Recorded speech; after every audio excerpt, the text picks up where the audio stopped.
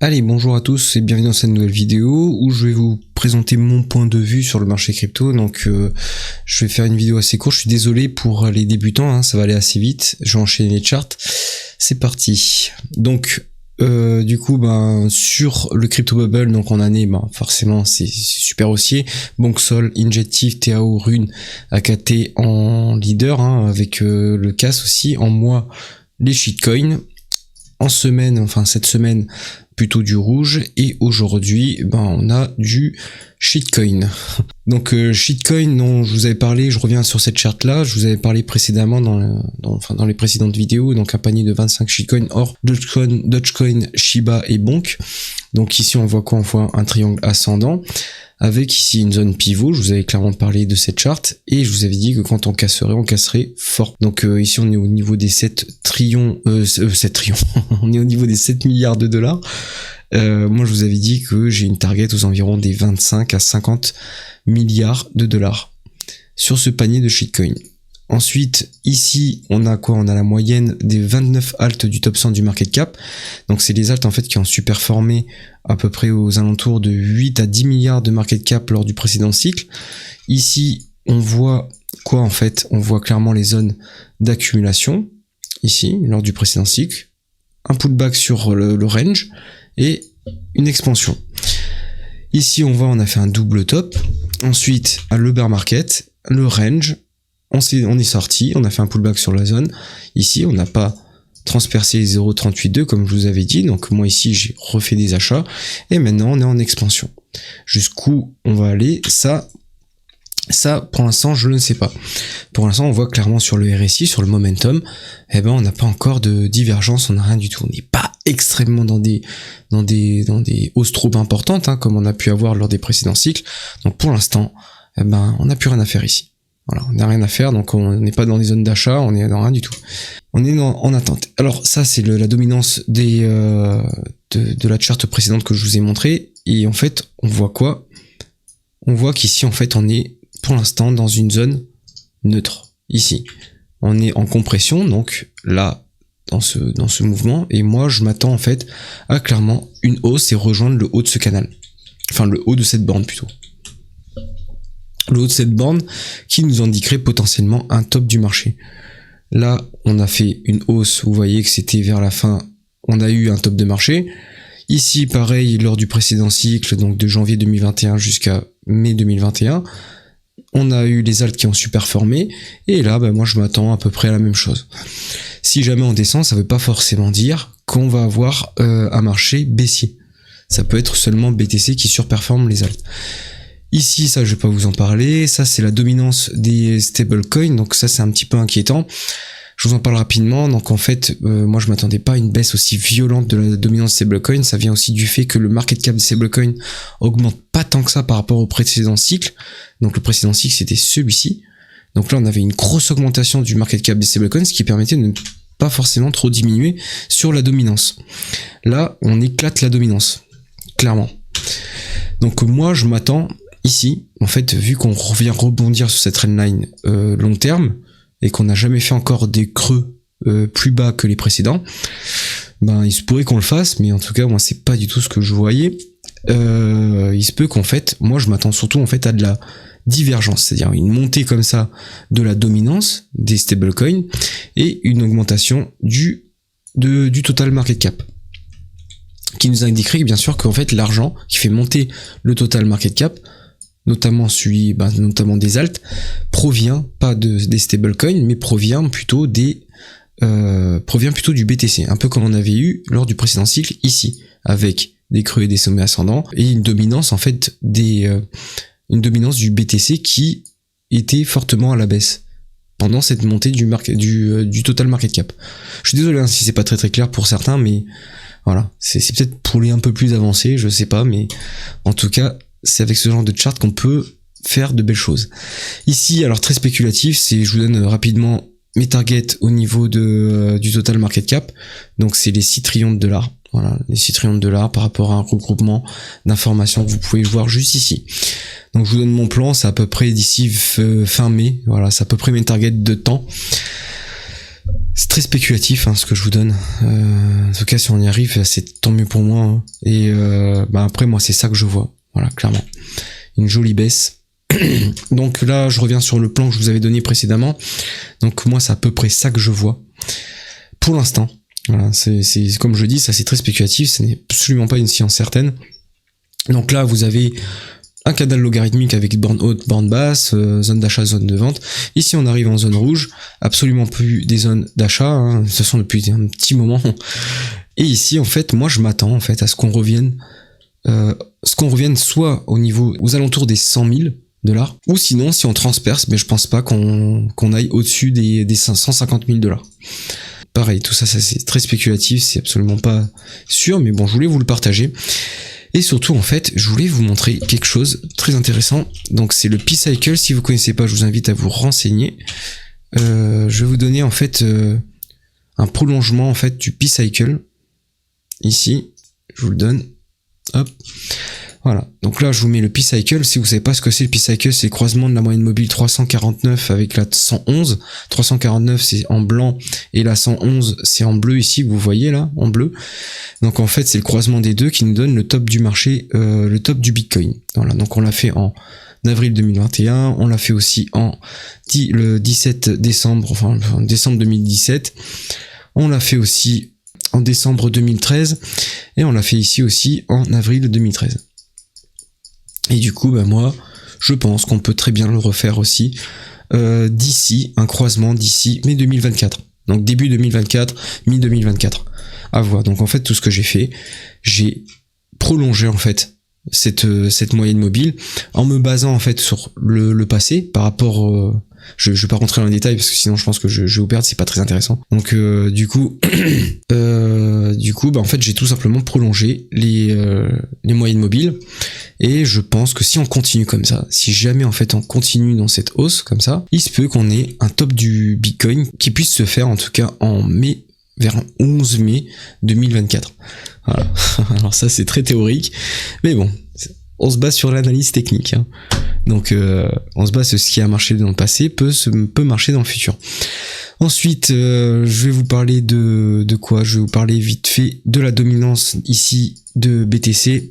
Donc dominance de BTC, je pense qu'en fait en tout cas si on veut un marché des alts qui monte et avoir un top de marché aux alentours de fermer, il faut que on diminue sur la dominance du BTC et pas qu'on commence à exploser et faire je sais pas trop quoi. En tout cas, ici on voit qu'on commence à bien stabiliser. La dominance du BTC commence à montrer des signes de faiblesse. C'est-à-dire qu'on monte sur le market cap, mais on fait des triple top là sur la dominance du BTC. Ici, dominance des alts, donc moi je m'attends à ce qu'on revienne un peu comme lors du précédent cycle, ici sur la zone des 35 de market cap, 33 plutôt de market cap. Ici c'était pareil, hein, vous voyez, dès qu'on reviendra ici, moi ce sera des zones de vente. Vous voyez que sur la dominance des alts en middle cap et low cap aussi ici, on est clairement à la hausse. Donc moi je commencerai à m'inquiéter à partir des, vous le voyez pas là, mais à partir des 19% de dominance sur les alts ici, en middle cap. Et sur les small cap, je m'attendrai vraiment à peut-être un retournement aux alentours des 13%. Ensuite, au niveau des spreads, donc on était clairement dans le surpositif, ça devenait assez dangereux. Donc vous voyez que là, à chaque fois qu'on avait atteint ces zones-là, en fait, ça pue pour le BTC. Hein. Ça veut pas forcément dire qu'on va directement, qu'on a fait un top de marché et que ça y est, c'est la fin. Mais ici, vis-à-vis des spreads, donc les spreads, c'est perp moins le spot. Et moi, j'ai fait ça sur 5 exchanges moyennés. Et on obtient, vous voyez qu'on était relativement haut. Donc là, on est déjà en train de dégonfler. Si on zoome en 4 heures, vous voyez qu'on est déjà en train de dégonfler. Ce qui est plutôt positif. En tout cas, on voit qu'on est carrément pas dans les zones d'achat. Donc tous ceux j'ai déjà vu des gars acheter ici, là, je sais pas quoi ils jouent, mais ils jouent avec le feu. Ici, vis-à-vis des pourcentages, je l'ai déjà montré, un indicateur on-chain, un pourcentage des wallets en profit réalisé. Donc ici, on est 47%, on est en train d'augmenter, de bien augmenter. Donc moi, je vois un retour en fait sur les 60% minimum. Et un max à 65%, j'ai du mal à imaginer qu'on puisse retrouver des niveaux à 70% des wallets en profit réalisés. moyenné sur 40 cryptos, je crois que j'avais fait. Ici, sur les moyennes des adresses à plus de 10 millions de dollars, sur les adresses à plus de 10 millions de dollars. Donc ici, on est actuellement à 70. Moi, je m'attends à ce qu'on puisse revenir à 131, voire un excès à 217. Vous verrez que si on atteint ces zones-là, de toute façon, c'est clair et net, les gens seront complètement dans l'euphorie. Il y aura de très fortes probabilités que, comme par le passé, en fait, on soit sur des tops de marché. Pareil pour les moyennes adresses à plus de 100K dollars. Donc tout ça, c'est un indicateur que j'ai fait moi-même, j'ai rien inventé, hein, mais que j'ai partiellement codé, hein. Donc j'ai pas besoin de vous le montrer, mais ici donc on voit clairement on a fait un top ici en 2017, top en mai 2021, et moi je pense qu'on peut revenir ici sur cette zone là comme je vous ai dit en mai 2024. Et là, ici, c'est les adresses à plus de 10 millions de dollars du BTC contre les alts. Ici, on voit clairement que c'est BTC qui a été leader sur cette hausse. Eh bien, moi, je m'attends, un peu comme on a fait ici, en mars 2021, à une baisse. Une baisse qui traduira en fait une augmentation de vos alts. Ici, donc je vais pas trop m'attarder sur ça, peut-être dans une vidéo spéciale. C'est l'offre disponible sur les exchanges. Donc c'est un petit indicateur on-chain aussi. Donc clairement on voit que sur cet indicateur, quand on est dans cette zone rouge, on a des tops de marché. On est dans les tops de marché. Vous voyez ici, zone rouge, top de marché. Là, on se rapproche de cette zone rouge, potentiel top de marché. Donc on verra hein, si tout ça arrive. MVRV, un autre indicateur on-chain sur 33 cryptos. Moi, je m'attendais pas à ce qu'on revienne aussi fort, aussi haut ici. Donc, on est déjà au 1,66. Lors du précédent cycle, on est arrivé au 2,76. Et en 2018, on est quand même arrivé à 5 sur cet indicateur. Donc, moi, je m'attends à un max quand même je m'attends pas à ce qu'on franchisse les 2,70. Voilà. Donc là, ça c'est très bien. C'est la preuve qu'ici on est en train de baisser, c'est parfait, c'est le BTC contre le MVRV du BTC contre le MVRV des alts.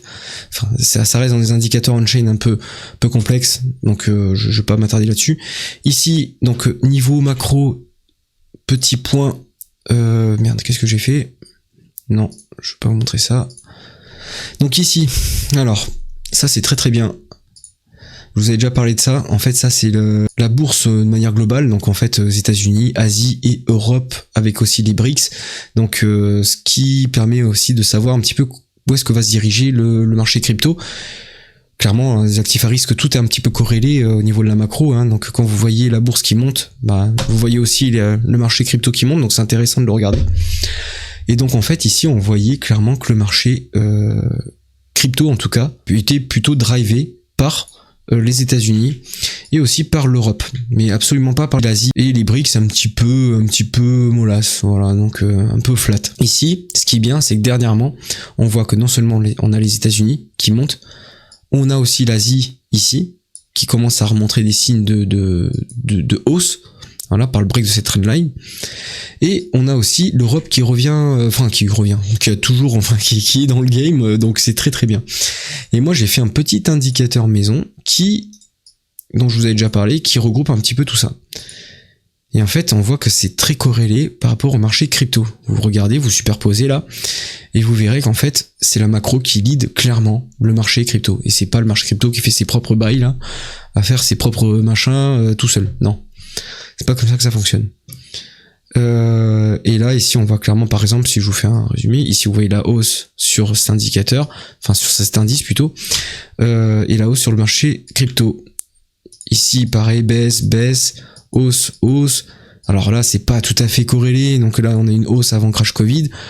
Ici, on n'a pas refait un nouveau plus haut ici sur le marché crypto avant crash Covid. On a vraiment fait des plus nouveaux plus bas, pas sur le marché crypto. Ici, on a fait une belle hausse. Là, stabilisation. On peut considérer ici stabilisation, bear market sur le marché crypto, bear market sur cet indice aussi, en 2 temps. Là, on est clairement, c'est la corrélation, elle est presque parfaite. Vous regardez, depuis novembre, on va dire depuis novembre 2022, vous voyez que là on est plutôt flat, là ici on est plutôt flat, et là depuis octobre 2023 hausse sur le marché crypto, hausse aussi sur cet indice. Donc c'est pour ça que je surveille tout ça. Et là, pour l'instant, moi, ce que je vois, c'est qu'on est clairement à la hausse. Je m'attends encore de la hausse d'ici pour mai 2024. Et pourquoi pas une belle correction, en fait, une magnifique correction comme ceci. Alors peut-être réintégrer ce range. J'espère pas. J'espère qu'en fait on va assez hausser ici pour pouvoir faire seulement un pullback et après remonter derrière. Pourquoi ? Parce qu'en fait le marché de l'emploi US nous a montré un signe de faiblesse. Donc j'avais tweeté ça. Hein. En fait ici on a eu un croisement de la courbe du chômage, donc des taux de chômage avec cette moyenne mobile. Ici je vous avais dit que dès qu'on l'aurait, ça puerait. Ce sera un premier signal en tout cas, il me faudrait les deux signaux. Donc le premier signal c'est celui-ci, le deuxième signal c'est celui-ci. Donc là je vous ai pas mis la moyenne mobile. Voilà. Donc en fait, ici dès qu'on aurait encore un croisement en fait de cette moyenne mobile avec les demandeurs d'emploi, là on commencerait à voir potentiellement en fait une baisse sur le marché global, le marché macro global. Enfin du marché, en tout cas des marchés à risque. Hein. Bien sûr, ce sera corrélé tout ça avec potentiellement un croisement des taux directeurs de la Fed avec la courbe des taux à 10 ans qui s'est avéré par le passé chaque fois qui nous envoyait un signal baissier sur le marché. Voilà, croisement. Ici pareil pour le Covid, ici pareil lors de la crise des dot-com. Je vous avais déjà expliqué ça. Les attentes du marché vis-à-vis des taux directeurs de la Fed seraient pour une stabilisation à 93% pour mai 2024. Donc tout ça ne fait que repousser en fait le pivot de la Fed. Et aussi, je m'attends clairement en fait à un outil que sert de la Fed pour injecter de la thune dans l'économie, ce qui sont les repos inverses, ce qui donnerait une target aux alentours de juin 2024. Donc en gros, moi je m'attends à une hausse sur le marché global. Donc pas de quoi s'inquiéter par rapport à la toute petite baisse qu'on a eue ici, hein, c'est rien du tout, je n'ai même pas besoin de venir là-dessus, c'est vraiment rien. Je m'attends à une hausse d'ici fin mai 2024 pour le marché globe crypto, et après avoir une baisse. Allez, du coup je vous laisse, je pense que c'est à peu près tout. Si t'as aimé, du coup n'hésite pas à laisser un like, si t'as pas aimé, laisse un dislike. Allez, j'en ai fini, ciao.